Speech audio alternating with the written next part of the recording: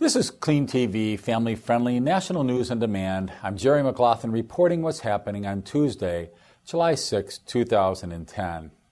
From all of us at CleanTV, we hope you had a blessed Independence Day holiday weekend, reflecting upon our God-given heritage and how we may take our country back from the jaws of its immoral usurpers. May God have mercy on the remnant who still loves Him and puts Him ahead of all else. In this order: God, family, and country. We hope you all enjoyed the extra day off of work, too. Oh, and speaking of work, the fallout still continues over Friday's jobs report. 125,000 more jobs vaporized last month, and that's another eighth of a million unemployed Americans, American citizens, falling victim to the change agent that's currently occupying the Oval Office. And what exactly is Barack's solution to getting millions of legal U.S. citizens jobs? Oh, legalizing the illegal millions of citizens who are crossing the border to take our jobs. Oh, if that math doesn't add up to more jobs for current U.S. citizens, it's because it's ObamaNomics 101, where 1 times 0 still equals 1. Unbelievable reports I've been seeing in the liberal blogs showing about how the economy was so bad before Obama and it's so wonderful now, and all these fictitious jobs that were created. And you just make this stuff up and put it on graphs. Unbelievable. At any rate, speaking of protection, Barack Obama continues to play out the scene from the Godfather movie, where Sonny Corleone extracts protection money from the local merchants.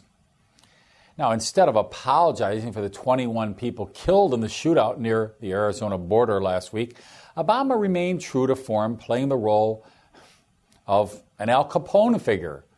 I mean, shaking down people like Chicago politics as usual, brazenly daring to withhold security, to withhold protection, what he was elected to do, to protect us, right? And to uphold the Constitution.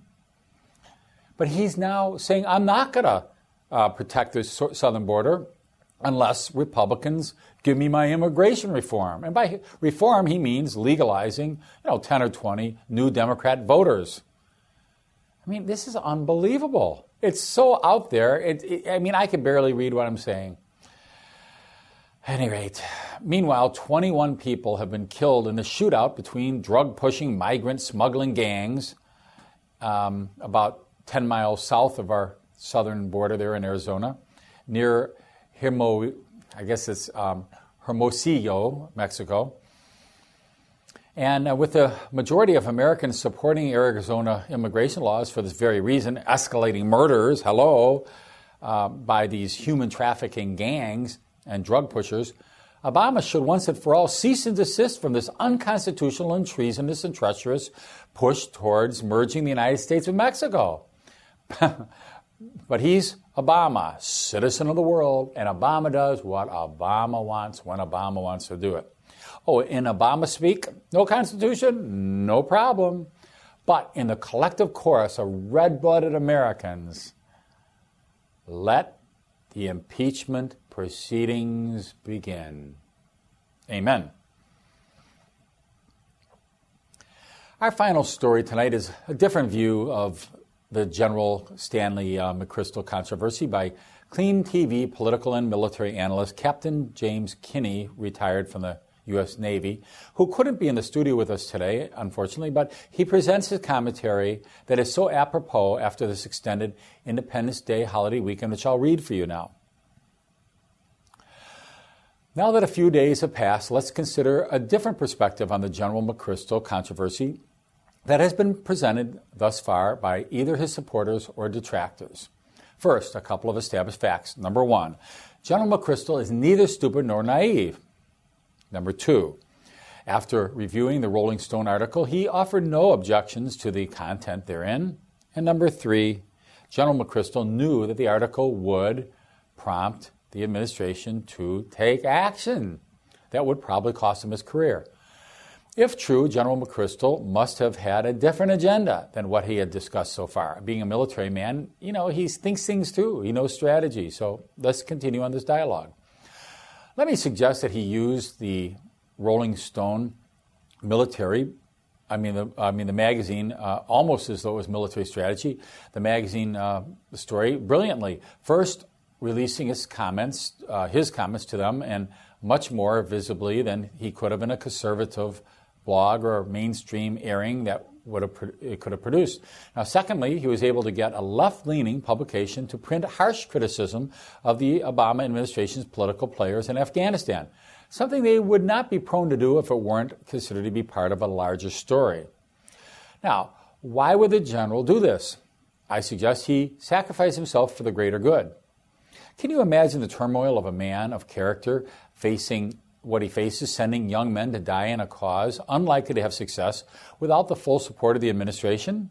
Now, even though the president said he and General Stanley McChrystal were in agreement on the counterinsurgency, referred to as COIN, C-O-I-N, the strategy in Afghanistan, he shorted the troops requested and established an artificial political deadline for withdrawal. Now, as we know, if you tell your enemy when you're withdrawing, even if they're ready to throw in the towel, they'll hang in there for that extra week or month or year or whatever. So you don't ever tell the enemy your plans. However, Obama tips his hand regularly.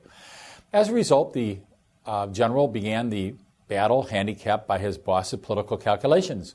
The so-called COIN strategy requires not only a strong military presence to suppress the insurgents, but a strong political presence to deliver dependable power, water, roads, education, and other services to the indigenous population in order to win them to our side.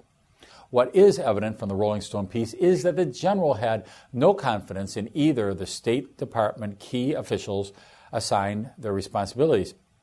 He clearly believed that both Special Envoy Richard Holbrooke and Ambassador Carl Eikenberry were not only incompetent, but actively engaged in undercutting the military efforts and the elected government, making the achievement of the COIN objectives impossible to achieve.